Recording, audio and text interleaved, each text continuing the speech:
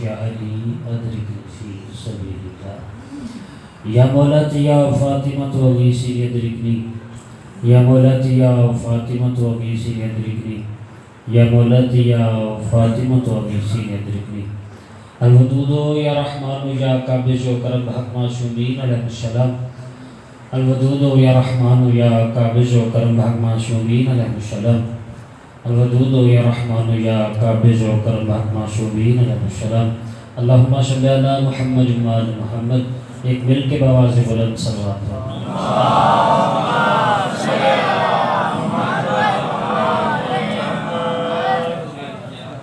اعوذ باللہ من الشیطان اللعین الرجیم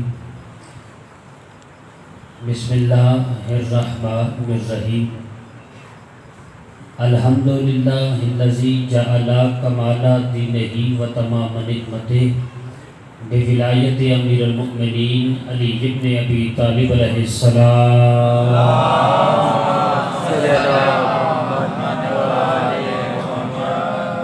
الصلاۃ والسلام علی صاحب الدین والاسلام والحل والحرام والرکن والمقام والسجود والصیام والشریعت والاحکام والحجت والبرہان والمحبت والعرفان والحق والبیان والکتاب والقرآن سیدنا و مولانا و مولا الثقلین جد الحسن والحسین ابی القاسم محمد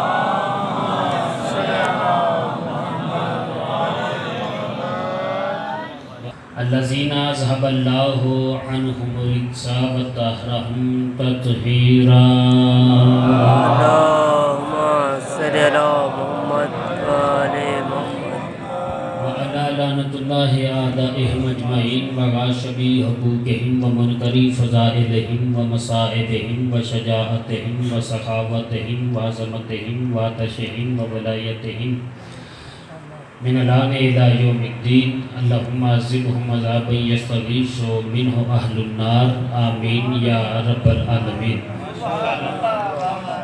اما بعد فقد قال اللہ تعالی فی تبارکہ المجید والفرقان الحمید وقولہ الحق لأن وهو مؤمن الحق بالحق بسم اللہ الرحمن الرحیم وَجَعَلْنَاهُمْ أَئِمَّةً يَهْدُونَ بِأَمْرِنَا وَأَوْحَيْنَا إِلَيْهِمْ فِعْلَ الْخَيْرَاتِ وَإِقَامَ الصَّلَاةِ وَإِيتَاءَ الزَّكَاةِ وَكَانُوا لَنَا عَابِدِينَ صلوات بآواز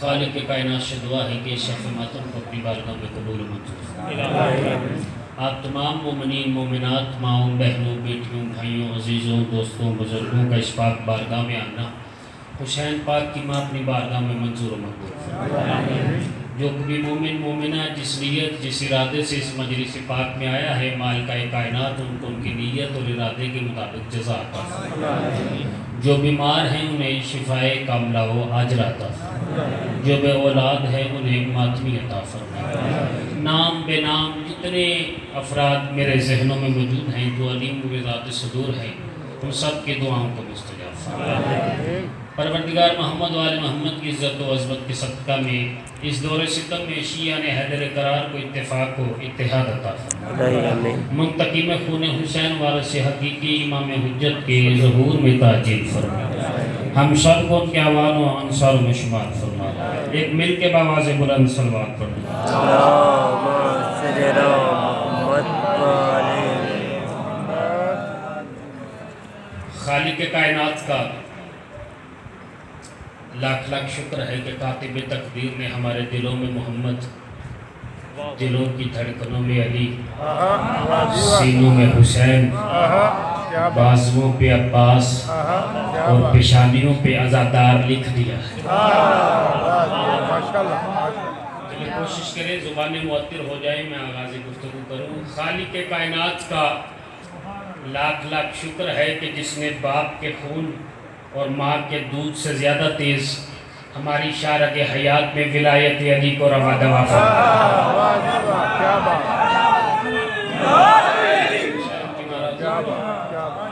ابھی بھی نہیں بول سکے ہو ان کے لیے ایک جملہ کہتا ہوں، اگلے سال تک داد دو داد کم ہے، جملہ وزنی ہے۔ خالق کائنات کا لاکھ لاکھ شکر ہے جس نے ہمارا رشتہ غدیر سے رکھا ہے، غدار سے نہیں رکھا۔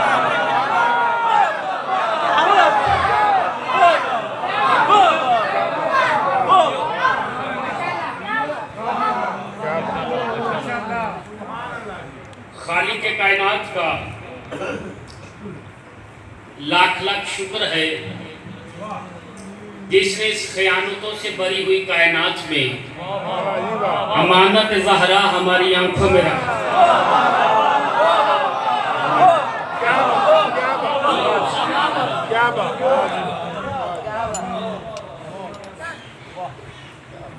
خالق کائنات کا لاکھ لاکھ شکر ہے جس نے ہمیں عزادار اور دشمن زہرا کو فی النار بنایا۔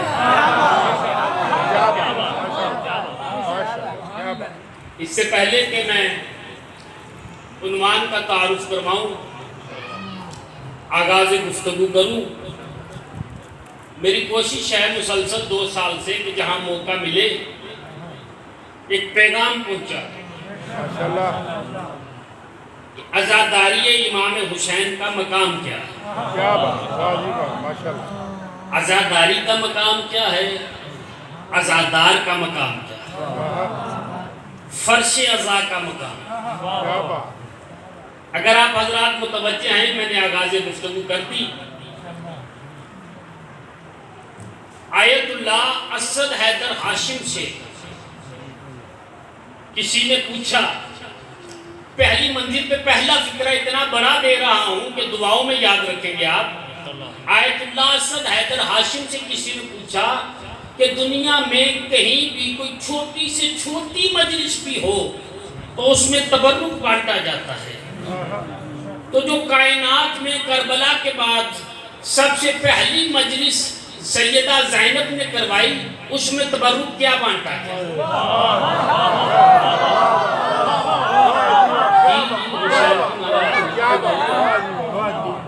جو بعد از کربلا علی کی بیٹی نے مجلس کروائی، اس میں تبرک کیا بانٹا گیا؟ پتہ نہیں کتنی داد دے سکتے ہو آپ اس فکرے پہ۔ میرا فکرہ نہیں، آیت اللہ اسد حیدر ہاشم کا فکرہ ہے۔ وہ کہتے ہیں کہ کائنات میں جتنی مجلسیں ہو رہی ہیں یہ سیدہ کی مجلس کا تبرک ہے۔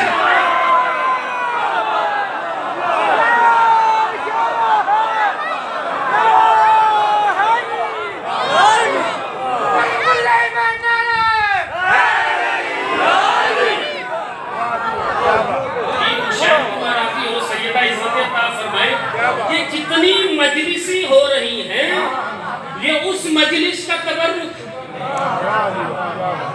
یہ جملہ آپ کی آغوش میں ڈال رہا ہوں، ابھی مجلس کے بعد بہے دروازے پہ تبرک بانٹا جائے گا۔ جب تبرک بانٹا جائے تو رش میں کسی کے ہاتھ سے تبرک زمین پہ گر جائے تو جلدی سے پیچھے ہٹائے گا، تبرک کو اٹھائے گا، آنکھوں سے لگائے گا۔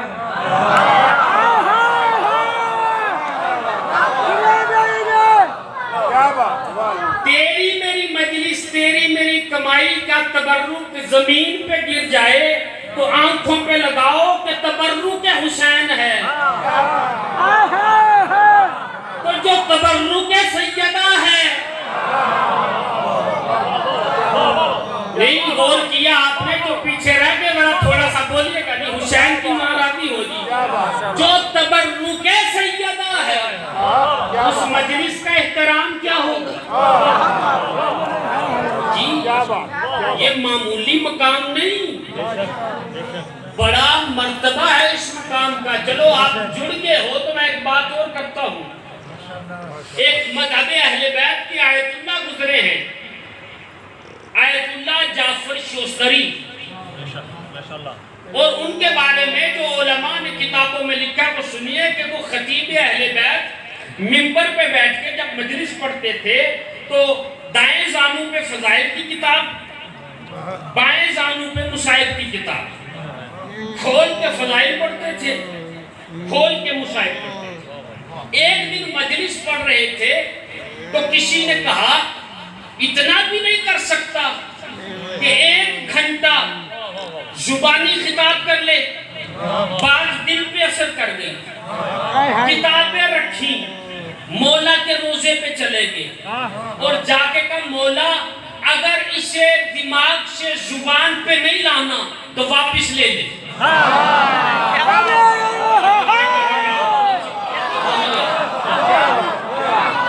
دماغ سے زبان پہ نہیں لانا تو واپس لے لے، اس علم کا فائدہ ہی نہیں جو مجھے کسی جگہ پہ شرمندہ کر سکے، مولا نہیں تو پھر واپس لے لے۔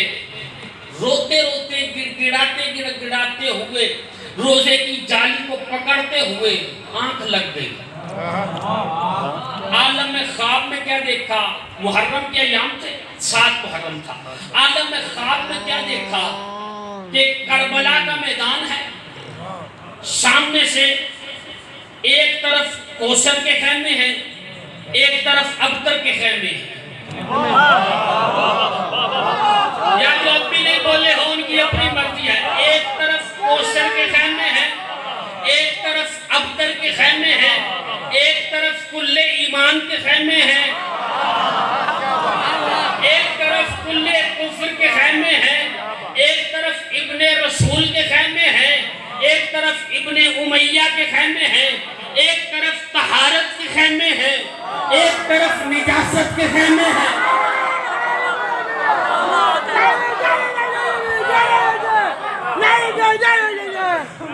سیدہ عزت عطا فرمائے، شیخ جعفر شوستری کہتے ہیں کہ اتنے میں نے دیکھا کہ ایک خیمے سے امام مظلوم آئے اور امام کے پیچھے پیچھے ہیں زہیر کین، اور زہیر کین سے کہتے ہیں زہیر کین جلدی یا میرا مہمان آ گیا۔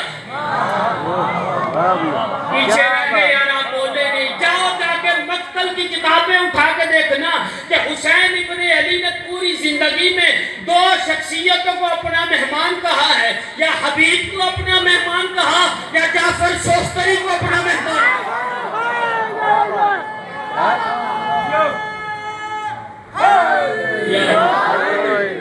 حسین کی مرد کہا میرا مہمان آ رہا ہے۔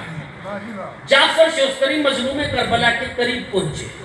میں کسی منزل کی جانب جانا چاہتا ہوں، اس لیے پہلے جعفر شوستری کو سمجھو، پھر جو اس نے لکھا ہے اسے سمجھو۔ توجہ کیجئے گا۔ جعفر شوستری مظلوم کربلا کے قریب گئے تو امام نے زہیر کین سے کہا زہیر کین جو ستو کل استعمال کیے تھے، جس برتن میں وہ ستو ہے کنارے پہ کچھ لگا رہ گیا ہے، وہ لا کے جعفر شوستری کے دہن میں رکھ لیں۔ ہوئے بولو یہاں کے بول سکتے ہو۔ زہیر کین نے وہ ستو لا کے جعفر شوستری کے دہن میں رکھے، اتنا علم آ گیا کہ سینہ پھٹنے لگا۔ جیسے ہی سینہ پھٹنے لگا علماء لکھتے ہیں اس کے بعد جو کتاب جعفر شوستری کی آتی تھی مجتہدین پاؤں میں نالین پہننا بھول جاتے تھے کہ جعفر شوستری کی کتاب لے لیں۔ اس جعفر شوستری کی ایک کتاب ہے جس کا نام ہے خصائص حسینیہ، اس میں وہ مقام لکھ رہے ہیں وہ آپ کی آگوش میں پیش کر رہا ہوں۔ وہ فرماتے ہیں کہ جب عزادار گھر سے چلتا ہے، پتہ نہیں کیا مقام اور کیا فخر ہوگا خدا کی قسم۔ وہ کہتے ہیں جب عزادار گھر سے چلتا ہے تو گھر سے لے کے فرش عزا تک پہنچنے تک جتنے قدم اس کے زمین پہ آتے ہیں، ہر قدم کے بدلے میں اللہ ایک فرشتہ خلق کرتا ہے جو اس کے لیے مغفرت کرتا ہے۔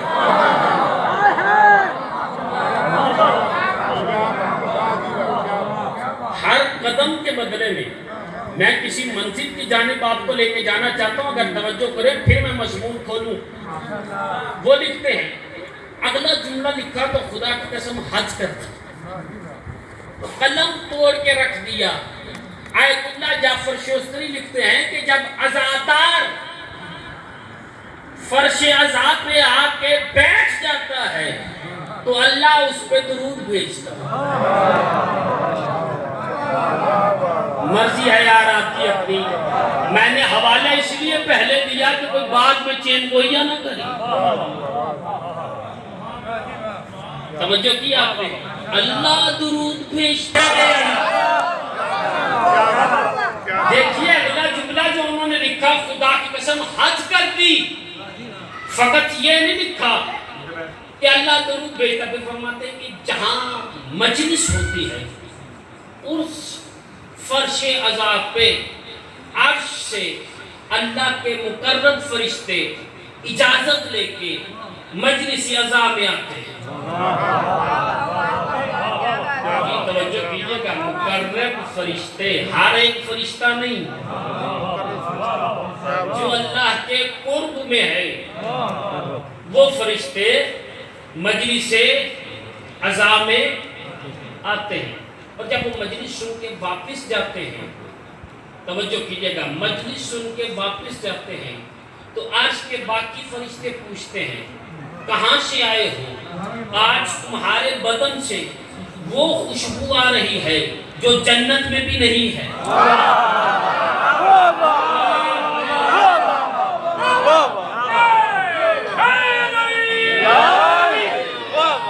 تو مقرب فرشتے کہتے ہیں ہم مجلس حسین میں گئے تھے۔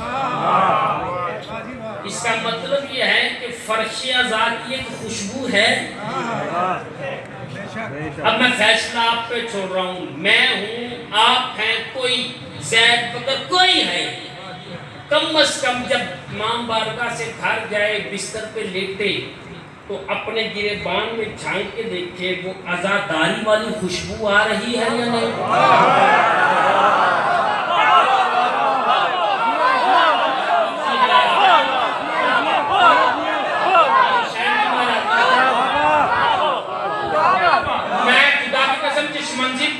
چاہتا ہوں آپ کو، آپ اگر آئیں، اگلا فقرہ جو لکھا ہے جعفر شوستری نے حج کر دی۔ جعفر شوستری لکھتے ہیں، پتہ نہیں میں موضوع آیت کا ترجمہ کب کر پاؤں، لیکن میں چاہتا ہوں آج ایک پیغام پہنچا دوں، پھر میں آیت کے ترجمے کی طرف آ جاؤں۔ جعفر شوستری کہتے ہیں کہ جب کوئی عزادار مجلس کی طرف آتا ہے، محمد، علی، فاطمہ، حسن اسے دعائے خیر دیتے ہیں۔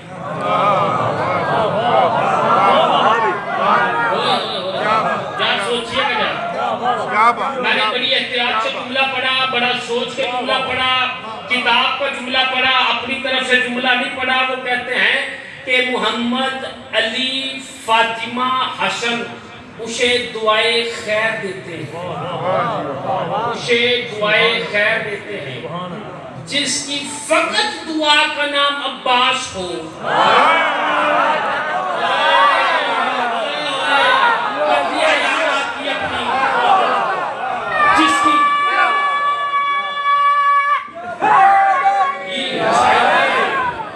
جس کی فقط دعا کا نام عباس ہو، اس کی دعائے خیر کیا ہوگی؟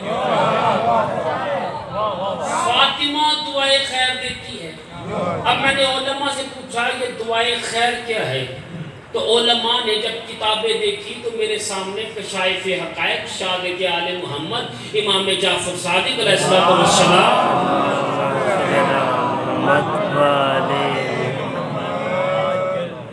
مولا کا فرمان سامنے آیا، مولا یہ دعائے خیر کیا ہے؟ عجب جملہ ہے۔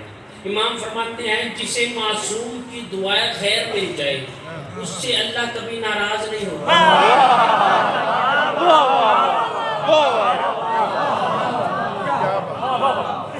اس سے اللہ کبھی، تو جو مجلس میں جائے اسے محمد، علی، فاطمہ، حسن دعائے خیر دیتے ہیں۔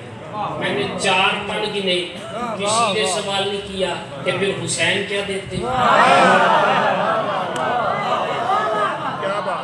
یہ اگلا جملہ سنیے، میں کسی منزل کی جانب لانا چاہتا ہوں آپ کو، اگر آپ توجہ فرمائیں حسین کیا دیتے ہیں۔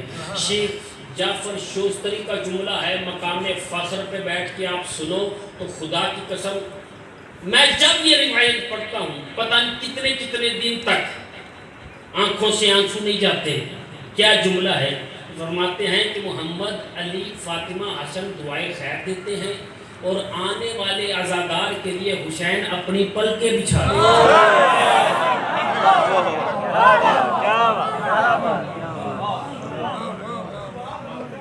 حسین اپنی پلکیں بچھا دیتے، کتنا قریب ہے زہرا کا لال، وہ سیدھا لباس نہیں دیکھتا، اپنی پلکیں بچھا دیتا۔ اب ایک چھوٹا سا میرا میسیج ہے، پیغام ہے، کیا تیرے وجود کے اندر اتنی طاقت ہے کہ حسین کے پلکوں پہ آ سکے؟ مقام اور مرتبے کو دیکھیے کہ عزادار کا مقام کیا ہے۔ یہ عزاداری کو معمولی چیز ہے، ہمیں تو بڑی آرام سے مل گئی عزاداری، بڑی سکون سے مل گئی عزاداری، پنکھوں کے نیچے بیٹھ کے عزاداری معمولی ہے۔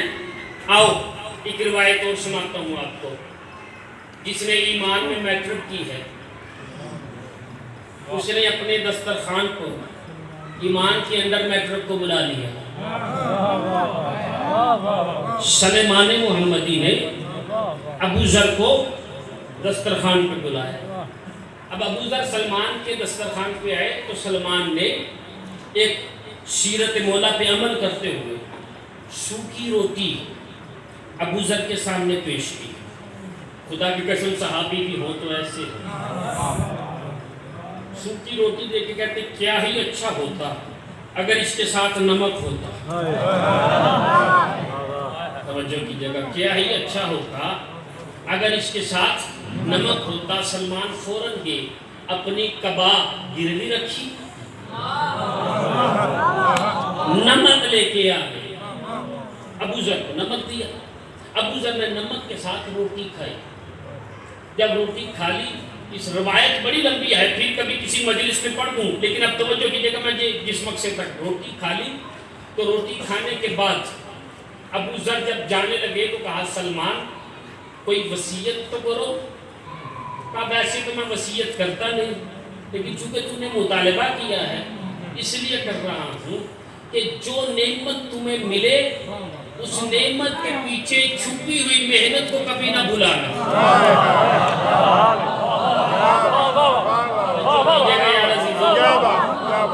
یہ حسین کی ماراضی ہو، جو محنت تمہیں ملے، جو نعمت تجھے ملے، اس نعمت کے پیچھے چھپی ہوئی محنت کو کبھی مت بھلانا۔ اب ہم تک پیغام پہنچانا مقصد تھا۔ ابو ذر کہتے ہیں سلمان میں سمجھا نہیں، کہا کہ میں نے تجھے ایک روٹی پیش کی، یہ اللہ کی نعمت ہے، لیکن اس روٹی کے پیچھے محنت کتنی ہے اسے کبھی مت بھولنا۔ سلمان سے ابو ذر نے کہا مجھے ذرا وضاحت فرماؤ۔ کہا کہ وہ ایک دن اکیلا بیٹھا تھا، اس نے کہا کنتو کنزن مخفین، میں ایک چھپا ہوا خزانہ تھا، میرے دل میں محبت پیدا ہوئی کہ میں پہچانا جاؤں، تو اس نے اپنی پہچان کے لیے ایک مخلوق کو خلق کیا جسے محمد و آل محمد کہتے ہیں۔ ان محمد و آل محمد کے احترام میں اس نے 7 دنوں میں آسمان اور زمین بنائے۔ ان آسمان اور زمینوں کو بنانے کے بعد اس نے وہاں پہ سورج بنایا۔ سورج کو بنانے کے بعد پھر اس نے سورج کی گرمی کو کم کرنے کے لیے وہاں پہ چاند کو بنایا۔ چاند کو بنانے کے بعد چاند کی چاندنی کو روشن کرنے کے لیے اس نے پھر ستاروں کو خلق کیا۔ ستاروں کو خلق کرنے کے بعد اس نے زمین میں نمو پیدا کرنے کے لیے پھر ہواؤں کو خلق کیا۔ اس نے کہا جب اس نے نظام شمسی بنا لیا، آسمان و زمین بنا لیے، اب اسے آباد کرنے کے لیے اس نے ایک مرتبہ آدم کو بنایا۔ جب آدم کو بنا دیا تو اس نے آدم کو زمین پہ اتارا۔ جب آدم زمین پہ آئے تو آدم کو بھوک لگی۔ جب بھوک لگی تو آدم نے پروردگار سے کہا مجھے کچھ کھانے کے لیے چاہیے۔ کہا جن ناموں سے تجھے جنت ملی تھی، جن ناموں سے تیری توبہ قبول ہوئی تھی، وہی نام پڑھ، تجھے کھانے کو مل جائے گا۔ آدم نے وہی نام پڑھے۔ پڑھنے کے بعد حضرت آدم نے دیکھا زمین چاک ہوئی ہے۔ ایک مرتبہ تاریخ لکھتی ہے پہاڑوں پہ گئے، وہاں سے لوہا نکالا، لوہے کو گرم کیا، وہاں سے ایک سانچہ بنایا، سانچہ بنا کے لکڑی کا ایک ٹکڑا لیا، اس ٹکڑے پہ اس سانچے کو باندھا۔ اس سانچے کو باندھنے کے بعد ایک جانور تلاش کیا، اس جانور کی پشت پہ اس سانچے کو باندھ کے زمین کو نرم کرنا شروع کیا۔ جب زمین نرم ہوئی ہے تو آسمان سے بارش برسنا شروع ہوئی۔ جب بارش برسنا شروع ہوئی تو ہوا نے اپنا نمو پیدا کیا، سورج نے اپنی گرمی پیدا کی، چاند نے اپنی حدت پیدا کی، جب زمین نرم ہوئی ہے تو تھوڑی دیر کے بعد، چند دنوں کے بعد، خالی چھوڑنے کے بعد ایک کسان آیا، اس نے زمین کی مٹی کو اٹھایا، اٹھانے کے بعد اسے سونگا، جب زمین کی مٹی کو اس قابل پایا تو ایک پسوا اس نے بیج اٹھا کے زمین میں ڈالے، زمین میں ڈالنے کے بعد پانی ڈال کے چھوڑ دیا، سورج کی گرمی پڑتی رہی، چاند کی ہندت پڑتی رہی، ہوا کا نمو پڑتا رہا، وقت گزرا، وقت گزرنے کے بعد زمین نے اپنا سینہ چاک کیا ہے، وہاں سے ایک تنا نکلا ہے، تنے سے پودا بنا ہے، پودے سے شجر بنا ہے، شجر بن کے جب پک گیا ہے وہ اتر کے زمین پہ آیا ہے، جب زمین پہ آیا ہے جانوروں کے پاؤں میں کچلا ہے، کچل کے جب وہ پھر دانا بن گیا ہے تب پھر ایک چکی بنائی ہے، اس چکی میں اس دانے کو ڈالا ہے، وہاں سے ایک مٹی سے ایک مرتبہ دانے کو ڈالنے کے بعد ایک آٹا بنا ہے، اس آٹے کو بنانے کے بعد اس آٹے کو گوندا ہے، گوندنے کے بعد آگ کو گرم کیا ہے، اوپر توا رکھا ہے، توا رکھنے کے بعد ایک روٹی کی شکل بنائی ہے، شکل بنانے کے بعد توے پہ رکھی ہے، جب وہ پک گئی ہے ابو ذر پھر تیرے سامنے آئی۔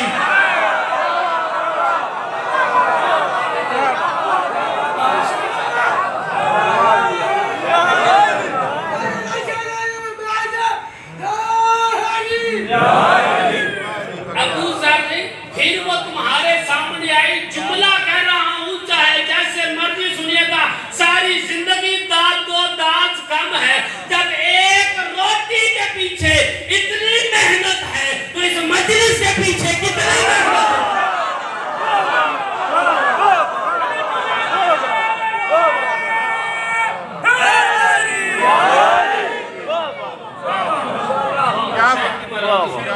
اس ماتم کے پیچھے، اس عزاداری کے پیچھے کتنی محنت ہے، آل محمد کی محنت تو کجا، ہم 500 1000 5000 10,000 دے کے کہتے بڑا کام کر دیا عزاداری۔ ایک شخص نے مجلس کروائی، 8 لاکھ روپیہ لگوایا، لگوا کے کہتا مولانا صفدر عباس میں نے مجلس کروائی، یہ دیکھ کے ڈائری پہ لکھا ہے 8 لاکھ روپیہ لگا ہے۔ میں نے اسے ڈانٹا، میں نے کہا شرم نہیں آتی، حسین کے نام پہ دے بھی رہا ہے اور لکھ بھی رہا ہے۔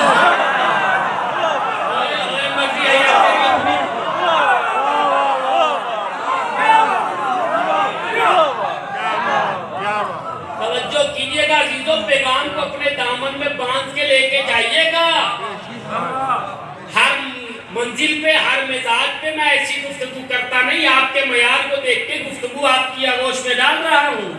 معمولی نہیں یہ عزاداری کا مقام، معمولی نہیں یہ ماتم، فقط دکھاوے کا نام نہیں ہے، فقط اچھا جملہ کہوں، عزاداری کرو، عزاداری نہیں۔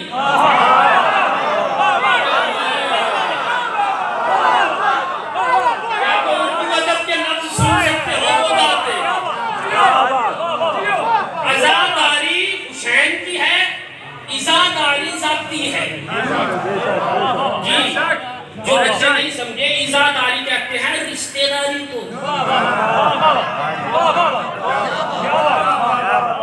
رشتہ داری نہیں عزاداری، یہ پسند ہے ہمیں۔ آپ کو عزاداری بڑی آسانی سے ملی ہے، خدا کی قسم بڑی محنت لگی ہے اسے مجھے، سنو گے پتہ نہیں کس معیار پہ سنو گے آپ۔ ایک مرد ایک اس کی بیوی ہر سال بڑے احترام کے ساتھ، بڑے ادب کے ساتھ، بڑے مقام اور مرتبے کے ساتھ حسین ابن علی کی عزاداری کرواتے،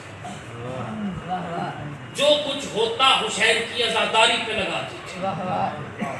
ایک سال ایسا ہوا تو پاس کچھ نہیں تھا، محرم کا چاند نظر آ گیا، شوہر پریشان ہے، بیوی کے قریب آ گیا، قریب آ کے کہتا ہے محرم کا چاند نظر آ گیا، اہتمام عزاداری نہیں کر پایا، کوئی انتظام نہیں کر پایا، گھر میں بھی کچھ ایسا نہیں جسے بیچ کے عزاداری کر دوں۔ جملہ سنو گے، اس کی بیوی کہتی ہے ہمارے پاس بڑی دولت ہے۔ وہ حیران ہوا تو پلچو میں کہتا کون سی دولت جس کا مجھے علم نہیں؟ اس نے کہا ہمارے پاس 2 بیٹے ہیں، ایک بیٹا حسین کی راہ میں بیچ دیتے ہیں، ایک پاس رکھ لیتے ہیں۔ راضی ہوئے میاں بیوی دونوں، بچے کو لے کے بازار میں گئے، بیچ دیا، جو درہم و دینار ملے عزاداری پہ لگا دیا۔ اہتمام کرتے کرتے کہا کہ دن زیادہ ہیں، خرچ کم ہے۔ بیوی کہتی گھبراتا کیوں ہے؟ ایک بیچا ہے، دوسرا بھی بیچ دے۔ بازار گیا، دوسرا بھی بیچ دیا۔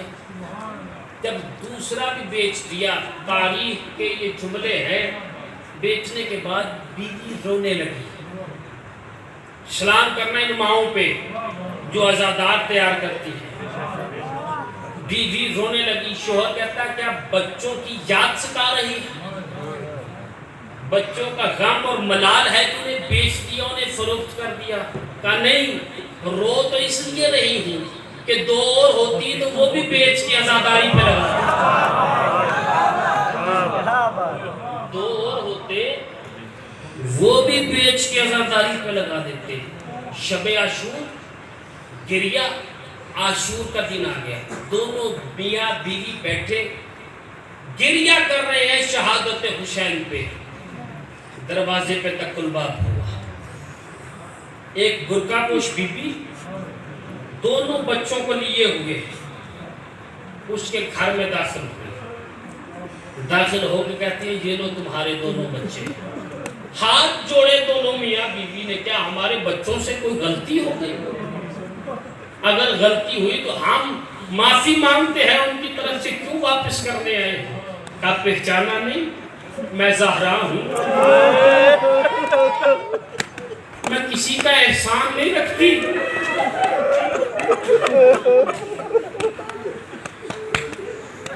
میں تیرے بچے واپس کرنے آئی ہوں، تجھ پہ میرا اتنا احسان ہے کہ تم نے میرے حسین کے لیے اپنا سب کچھ قربان کر۔ یہ ہے عزاداری، عزاداری۔ اور ایک جملہ کہہ رہا ہوں، خدا کی قسم اگر آپ اس جملے پہ بول پڑے تو میں سمجھوں گا کہ قبر میں جانے کے لیے مجھے اطمینان مل گیا۔ عزاداری تمہاری محتاج نہیں ہے، تم عزاداری کے محتاج۔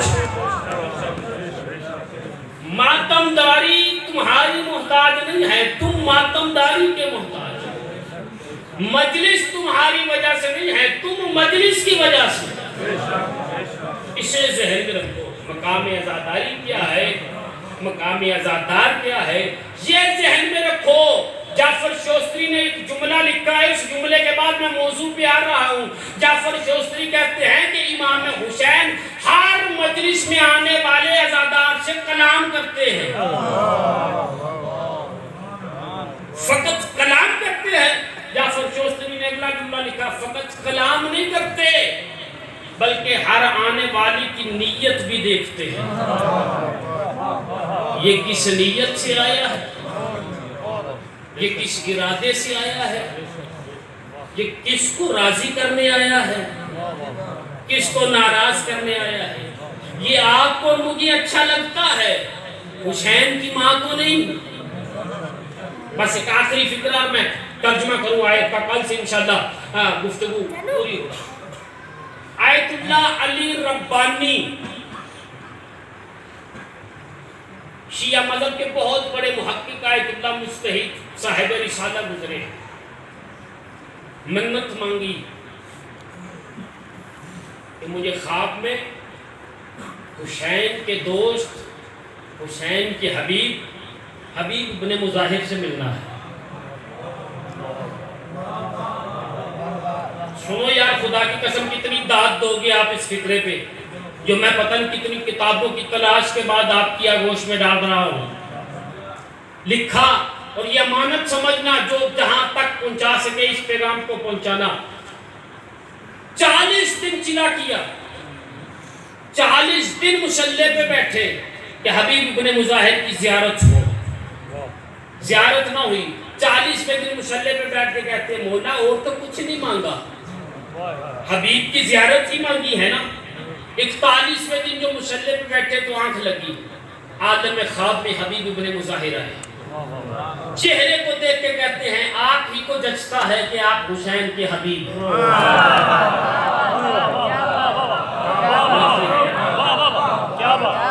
آپ ہی کو جچتا ہے کہ آپ حسین کے حبیب ہیں، آپ حسین کے دوست ہیں۔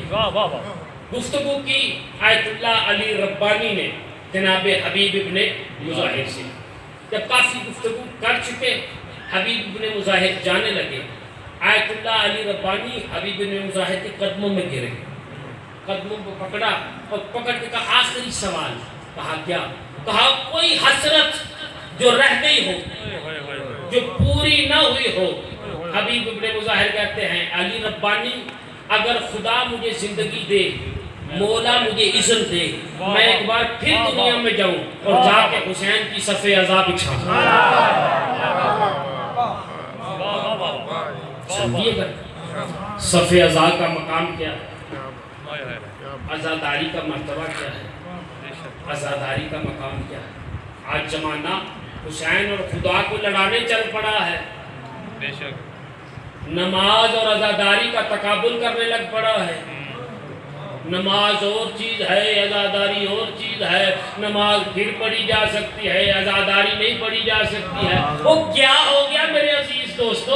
ایک جملہ کہہ رہا ہوں آخری آدمی تک، اگر کوئی ایک بندہ بول جائے تو حق ادا ہو جائے گا۔ میں ایک جملہ کہوں گا تاکہ آپ تک پیغام پہنچ جائے، عزاداری مکتب حسین ہے، نماز مقصد حسین ہے۔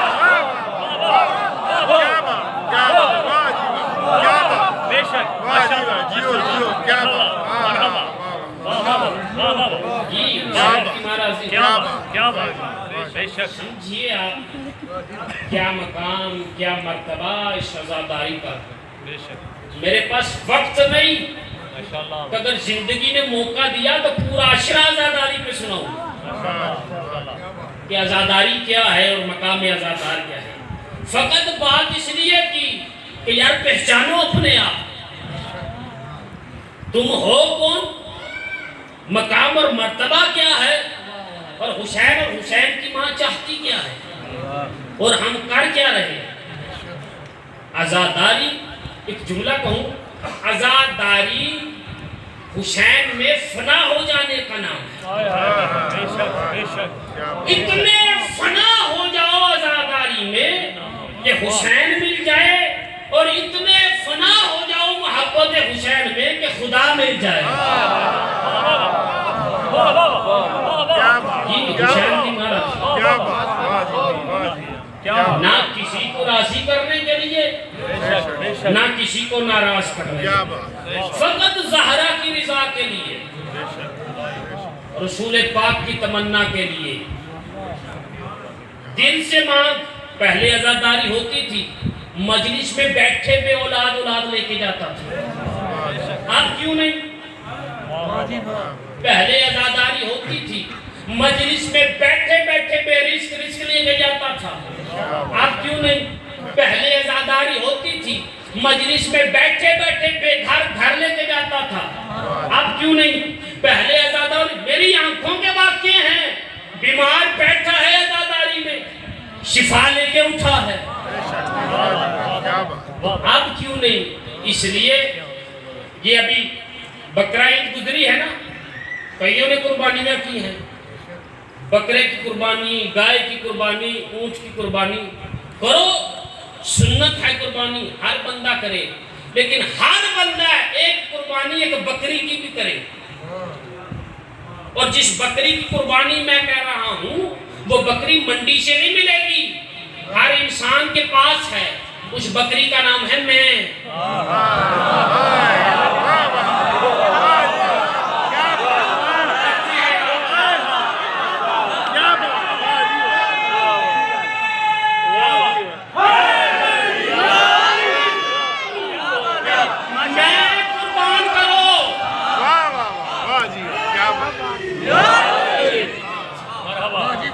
میں قربان کرو فنا فی اللہ فی عزاداری، میں قربان کرو حسین بھی ملے گا جتنی ہمت اور آپ نے طاقت کے ساتھ اس بات کو سنا ہے اتنی طاقت سے صلوات پڑھو. میں آیت کا ترجمہ کروں.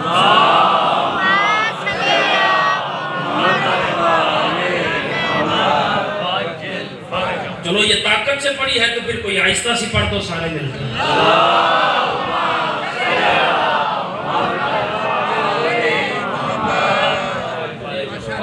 یہ حسین کی مراضی ہو. سیدہ نے دو ہی تو چیزیں مانگی ہے اپنی دعا میں, یا علمدار مانگا ہے یا آزادار مانگا ہے.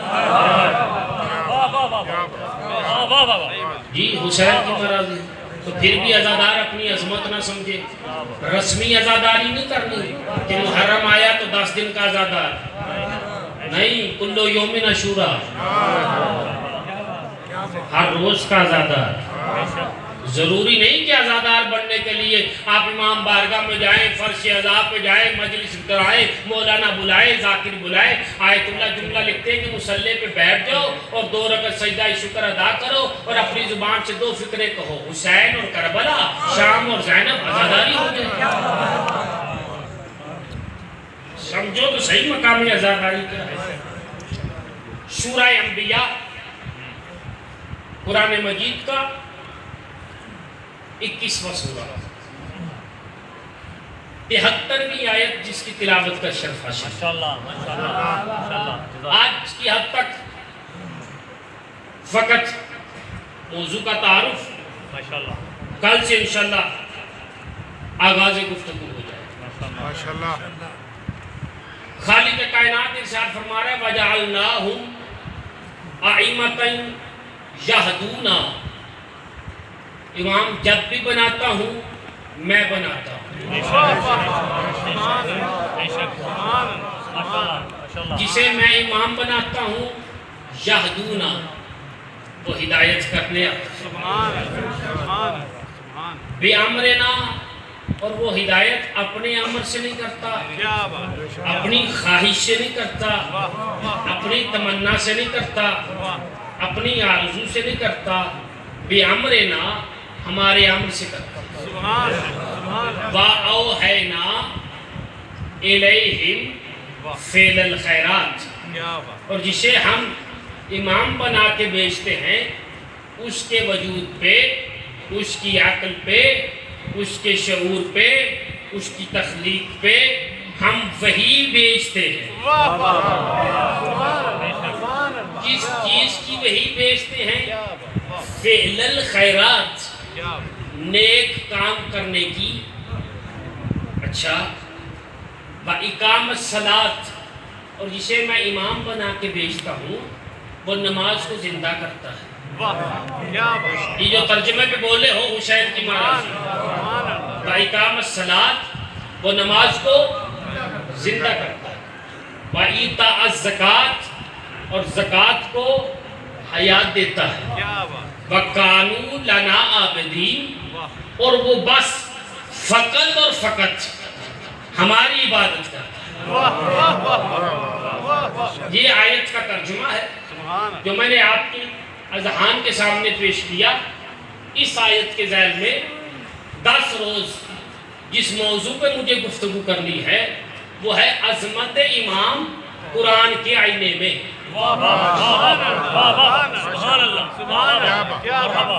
قرآن مجید کے آئینے میں دیکھیں گے امام کیسا ہونا چاہیے, امام کسے ہونا چاہیے, امام کس خاندان کا ہونا چاہیے.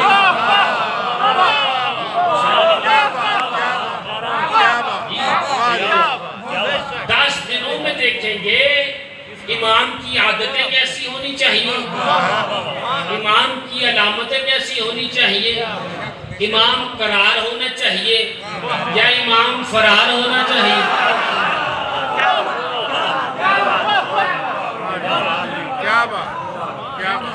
تو 10 دنوں میں ہم عظمت امام تلاش کرنے کی کوشش کریں.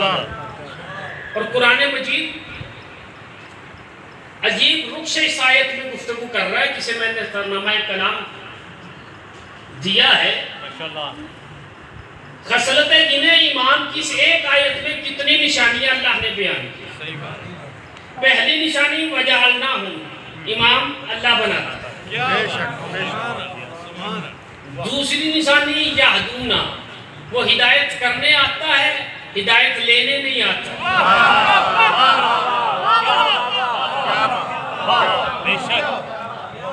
تیسری نشانی بے امرنا، اس کی اپنی مرضی نہیں، اللہ کی۔ چوتھی نشانی وَأَوْحَيْنَا، وحی کا نزول۔ پانچویں نشانی فعل الخیرات، نیک کام کرتا ہے۔ چھٹی نشانی اقامت الصلاۃ، نماز زندہ کرتا ہے۔ آٹھویں نشانی وآت الزکوٰۃ، زکوٰۃ کو حیات دیتا ہے۔ نویں نشانی وَقَانُوا لَنَا عَابِدِينَ، فقط اللہ کی عبادت۔ تو ایک آیت میں 9 مقام تو امام کے مل گئے۔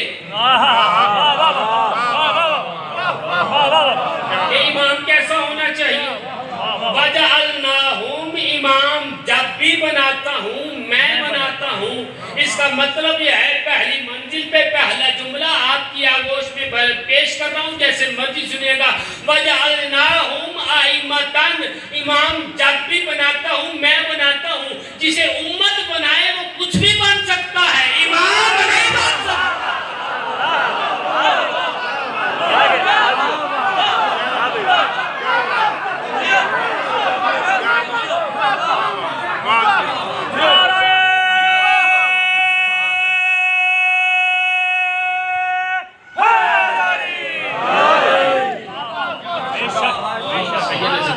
امام جب بھی بناتا ہے اللہ بناتا ہے۔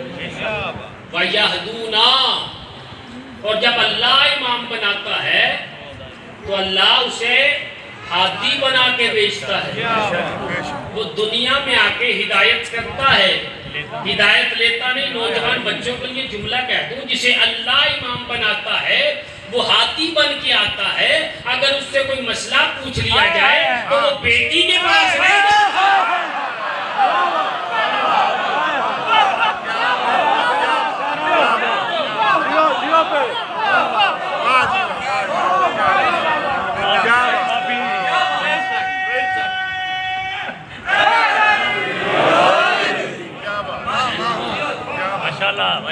امام جب بناتا ہے اللہ بناتا ہے، جسے اللہ بناتا ہے اسے ہادی بناتا ہے۔ وہ مسئلہ پوچھنے نہیں آتا، وہ مسئلہ بتانے آتا۔ وَأَوْحَيْنَا إِلَيْهِمْ فِعْلَ الْخَيْرَاتِ، اور جسے اللہ امام بناتا ہے اس پہ وحی آتی ہے، اس پہ وحی آتی ہے۔ اب آئندہ گفتگو جو آئے گی اس پہ شرح کروں گا۔ اور وحی کس چیز کی آتی ہے؟ فعل الخیرات، نیک کام کرنے کی وحی آتی ہے، اچھے کام کرنے کی وحی آتی ہے، صالح کام کرنے کی وحی آتی ہے۔ امام جب بھی کام کرتا ہے وہ نیک کرتا ہے، امام برا کام نہیں کرتا، امام بد عمل کام نہیں کرتا۔ امام جب بھی کرتا ہے امام اچھا عمل کرتا ہے۔ اچھا، اگلا جملہ جو سمجھ گئے تو میری تمہید کی محنت مکمل ہو جائے گی۔ جو میں نے 1 گھنٹے میں پیش کرنا تھا وہ میں آپ کو 1 لمحے میں پیش کر رہا ہوں، اگر آپ توجہ فرمائیں۔ کیا فرمایا؟ وَأَوْحَيْنَا إِلَيْهِمْ فِعْلَ الْخَيْرَاتِ، جسے ہم امام بنا کے بیچتے ہیں اس پہ وحی کرتے ہیں نیک کام کرنے کی۔ اگلا جملہ کا وَإِقَامَ الصَّلَاةِ، وہ نماز کو زندہ کرتا ہے۔ چلو آسان کر دوں، وہ نماز کو پڑھتا ہے۔ وَآتَى الزَّكَاةَ، اور زکوٰۃ دیتا ہے۔ پروردگار امام بارگاہ ہارون آباد سے پیارے پیارے پیچھے سے خاموش مومنین کو ساتھ لے کے تیری بارگاہ میں سوال کر رہا ہوں، یہ نماز پڑھنا نیک کام نہیں؟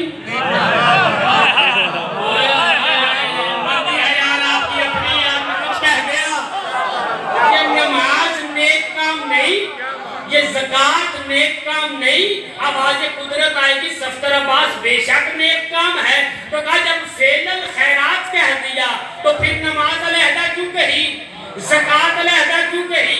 تو کیا نماز فعل خیر میں نہیں؟ کیا زکوٰۃ فعل خیر میں نہیں؟ آواز قدرت آئے گی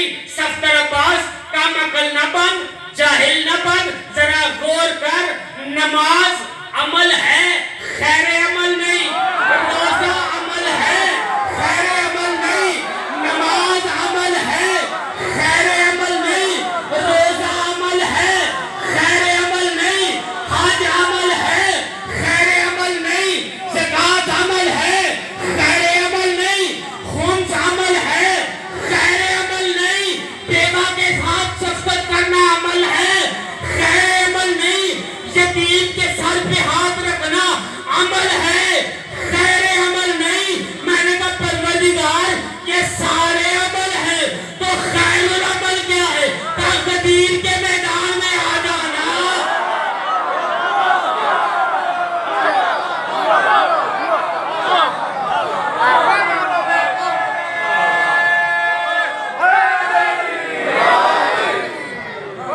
غدیر کے میدان میں آ جانا، تمہیں پتا چلے گا کہ خیر العمل کیا ہے۔ جملہ آپ کی آغوش میں ڈالوں، ساری زندگی نبی کی سیوا کی، نبی کی خدمت کی، تو نام ملا ابو ذر۔ جب ابو ذر پورا قبیلہ مسلمان کر کے نبی کے پاس آیا تو کسی نے کہا یا نبی اللہ آپ نے ابو ذر کو جزا کیا دی ہے؟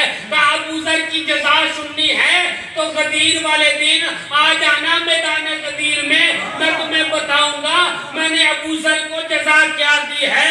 ہم 18 ذی الحج حجۃ الوداع کی واپسی پہ میدان خم میں پہنچے، غدیر کا میدان تھا، علی کا ہاتھ پکڑ کے نبی نے بلند کر کے کہا من کنت مولا ہو فہذا علی مولا۔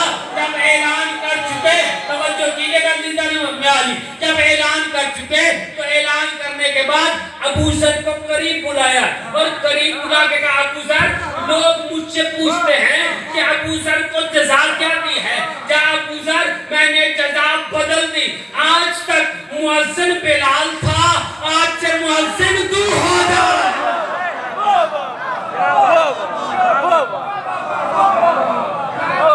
ابو ذر مؤذن ہوا، جملہ جس کے لیے میں نے محنت کی۔ ابو ذر بلند چوٹی پہ گئے اور ایک مرتبہ تازے تازے حاجیوں کو دیکھا، تازے تازے نمازیوں کو دیکھا، تازے تازے صحابیوں کو دیکھا، اور دیکھنے کے بعد ابو ذر کی نظریں کسی کو تلاش کرنے لگی۔ تلاش کرتے کرتے ابو ذر کی نظریں علی پہ آ کے رکی۔ ابو ذر نے علی کی طرف اشارہ کیا اور اشارہ کر کے کہتے ہیں حیا علی خیر العمل۔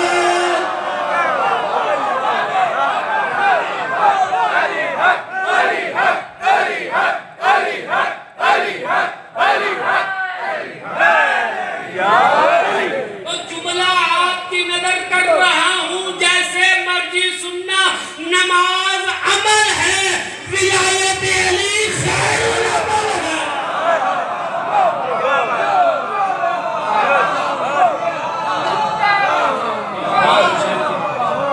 روزہ عمل ہے، ولایت علی خیر العمل ہے۔ حج عمل ہے، ولایت علی خیر العمل ہے۔ علی کی ولایت کے بغیر طواف نہیں، چکر ہے، اور علی کی ولایت کے بغیر سجدہ نہیں، ٹکر ہے۔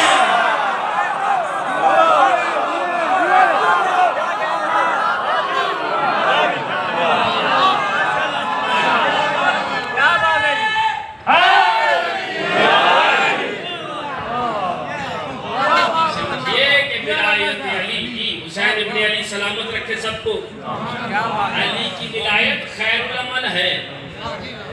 سمجھیے کس ہستی کا نام ہے علی، وقت نہیں ورنہ شرح کرتا انشاءاللہ کل سے ہی اسی عنوان کے تحت گفتگو کل سے جاری اور ساری رہے گی۔ نماز عمل ہے، ولایت علی خیر العمل۔ اسی ولایت کی بقا کے لیے علی کی بیٹیاں مدینے سے جائیں، اجر و نصارہ سیدہ نوازوں پر رحمت نازل کریں۔ فضائل امیر بن کے سنا کرو، حسین غریب بن کے گربان چاک کر کے सर में खाक डाल के बकिया की तरफ मुंह करके कहा करो, ज़हरा तेरे बच्चों को बड़ा।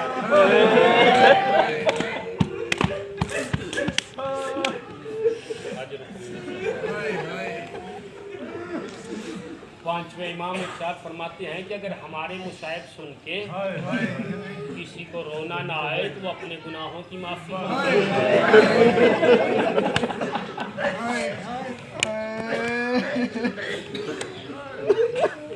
तीन शबान है। या पहले एक रिवायत और बयान कर दूं। सैयदा नबी के करीब आई और ज़ारो कतार रोना शुरू किया। नबी ने पेशानी का बोसा दिया, अब मेरी आंखों की ठंडक क्यों रो रही है? कहा बाबा मेरे शिकम में, मेरे बदन में जो अमानत है ना वो अजीब अमानत है। कहा बेटी क्या हुआ? कहा जब बाबा मैं तन्हाई में होती हूँ ना तो पुकार के कहता अम्मा अनाथ शाह, अम्मा मैं प्यासा।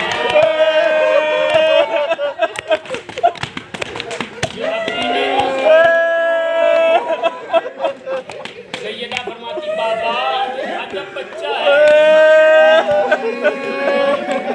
अना और यार मैं बेकफा। जो मक्तल ने अपना जुमला लिखा है बड़ा अजीब जुमला लिखा है। सैयदा रो के कहती बाबा जब मैं तन्हाई में होती हूँ ना तो ये मेरे शिकम में रो के कहता अम्मा मुझे भागते हुए घोड़े से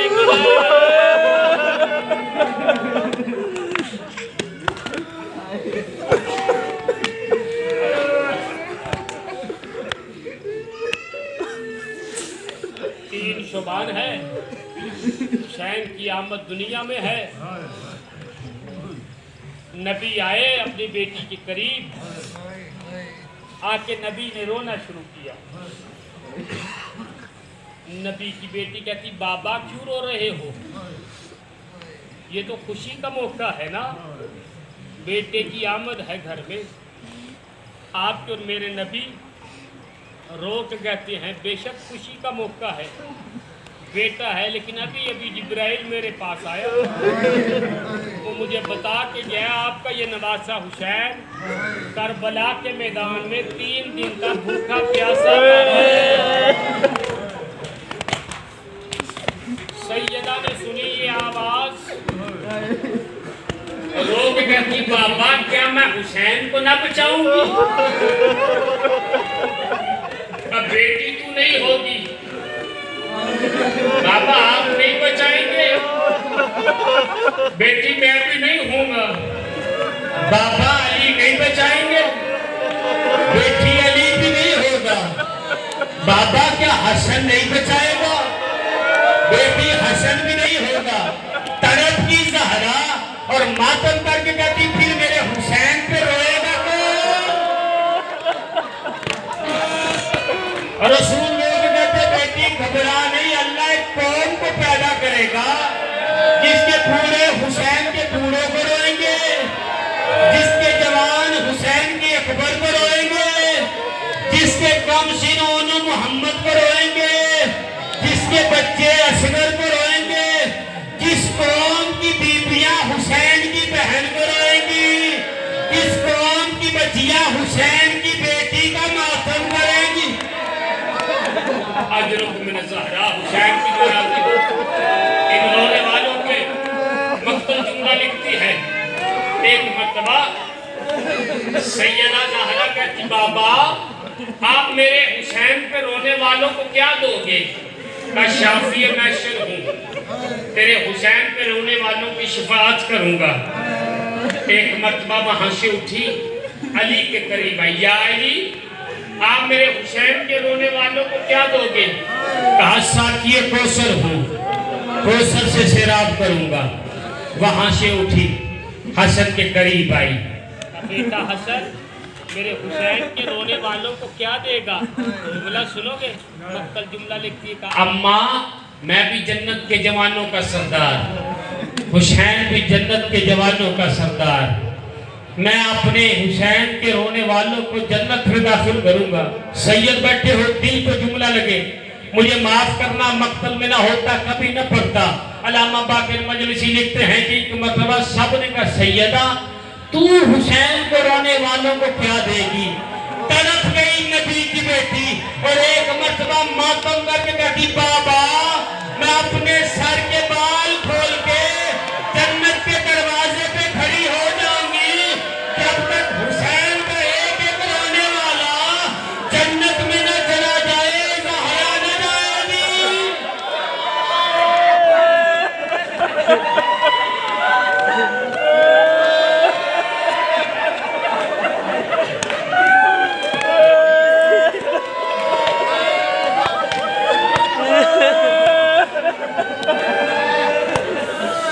بس ایک روایت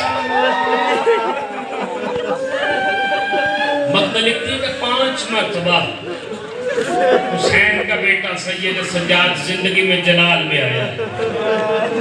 وہ 5 جلال سن لو۔ طالب دعا پہلی مرتبہ جب حسن کے جنازے پہ تیر لگے ہیں، تلوار نے عام سے نکالی، میں نے پڑھ دیا، آپ نے بڑی آرام سے سن لیا۔ پوچھو ان بہنوں سے جو بھائی کے جنازے سے تیر نکالتی رہی۔ پہلی بار حسن کے جنازے پہ سجاد جلال میں آیا، دوسری بار کب جلال میں آیا؟ جب حسین کو دربار ولید پہ بلایا گیا ہے، کہا کیوں بلایا؟ کہا بیعت یا مدینہ چھوڑنا پڑے گا۔ حسین نے کہا مجھ جیسا اس جیسے کی بیعت؟ میرے سینے میں علی کا دل دھڑک رہا ہے۔ یہ کہہ کے حسین جانے لگے نا تو مروان ابن حکم نے گردن کا اشارہ کیا، اگر آج حسین چلا گیا نا تو قیامت تک قابو میں نہ آئے گا، حسین کو قتل کر دے۔ زہرا کا لال مڑا اور مڑ کے کہا یبن زرقا، اور نیلی آنکھوں والی ماں کے بیٹے، انا ابن البتول، جانتا نہیں میں بتول کا بیٹا ہوں۔ یہ کہتے حسین نے تکبیر بلند کی، دربار کا دروازہ گرا، 3 شیر دربار میں داخل ہوئے، عباس دائیں جانب سجاد، بائیں جانب مسلم، بکھرے ہوئے شیر تلواروں کو نیام سے نکالا ہے۔ ایک مرتبہ حسین آگے بڑھے ہیں، ولید کے دربار میں عباس کے سینے سے اپنا سینہ لگایا، ایک ہاتھ سے سجاد کو روکا، ایک ہاتھ سے مسلم کو روکا، اور روکنے کے بعد کہا مدینہ میرا مقتل نہیں، ولید میرا قاتل نہیں، سمجھ جاؤ میرے شیروں۔ جملہ سنو گے کہ بیٹیاں گھر سے آئی ہیں، ان کے لیے جملہ کہہ رہا ہوں، سجاد بھی رک کے، مسلم بھی رک کے، عباس نہ رکے، اکبر کو قریب بلایا، کان میں کوئی بات کہی ہے، کہا جا کے چچا سے کہہ دے۔ اکبر نے آ کے چچا کے کان میں بات کہی ہے، بکھرا ہوا شیر زمین پہ بیٹھ گیا۔ پوچھو صفدر عباس، عباس کے کان میں اکبر نے کیا کہا ہے؟ مقتل جملہ لکھتا ہے، اکبر نے عباس کے کان میں کہا چچا پاپا کہہ رہا ہے، سکینہ کا واسطہ رک جا۔ حضرت نے سمجھا حسین کی ناراضی، سیدہ آوازوں پر رحمت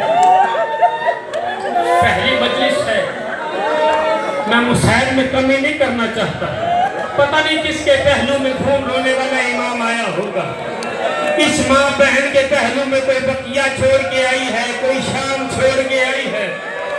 مقتل جملہ لکھتی ہے، 3 مرتبہ کب جلال آیا؟ جب علی کی بیٹیوں کے جنازے مدینے سے نکلنے لگے ہیں، مصائب کا جملہ تو میں پڑھ گیا یار، کس سوچ میں رہ گئے ہو؟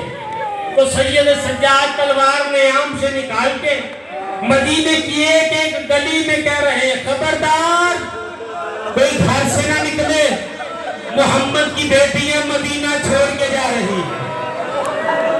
مقتل جملہ لکھتا ہے، اتنی گریے کی آواز تھی کہ نبی کا ایک صحابی تھا، جس کا نام تاریخ میں عروہ بھی لکھا ہے، عبداللہ بھی لکھا ہے، کانوں سے بہرا تھا، آنکھوں سے اندھا تھا، اتنا بہرا تھا کہ بدل کے گرج کی آواز نہیں آتی تھی، لیکن جب محمد کی بیٹیاں جانے لگی ہے نا تو اتنی گریے کی آواز تھی، اپنی 8 سال کی بیٹی کو قریب بلا کے کہتا ہے کہ اب مدینے میں محمد کا جنازہ ہے۔ 8 سال کی بیٹی ماتم کر کے کہتی بابا اچھا ہوا تو اندھا بھی ہے تو بہرا بھی ہے، محمد کا جنازہ نہیں، محمد کی بیٹیوں کے جنازے ہیں جو مدینہ چھوڑ کے جا رہی ہیں۔ آپ کہاں جا رہے ہیں بابا؟